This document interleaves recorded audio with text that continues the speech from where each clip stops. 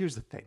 We can't just be bringing home books and starting them immediately. They need to brew on our shelf or on a nightstand or on a table somewhere in your house. They need to sit there for a while. You need to admire them from afar. Tales from the Cafe has completed its brewing period. I'm in the middle of reading this. I'm about halfway through. I had this one for about 5-6 months before I picked it up. Small Things Like These is currently in its brewing period. I've had this one sitting on my shelf for about 2 months now. I'm getting really close. Babel sat in its brewing period for about over a year or so. I've had this book for so long, and it took a while before I picked it up. And I gotta say, by the time I got into it, oof, it was seasoned perfectly. Oh, it was so good. And then A Prayer for the Crown Shy. I think this is probably the shortest brew period that I've ever had. I think I bought this one and started reading it within about 2 weeks. And it does be like that sometimes. Sometimes the brew period is fairly short, but that brew period is still incredibly important. And what happens during that brew period, you might ask? You need to admire the book from afar. You need to enjoy the cover. If it's a fantasy book, you need to check out the maps that are on the inside and study those to an extent, raise up your excitement, raise up your hype, reading the back cover a few times. But in the end, the brew period is as long as it needs to be in order to bring you to the moment that you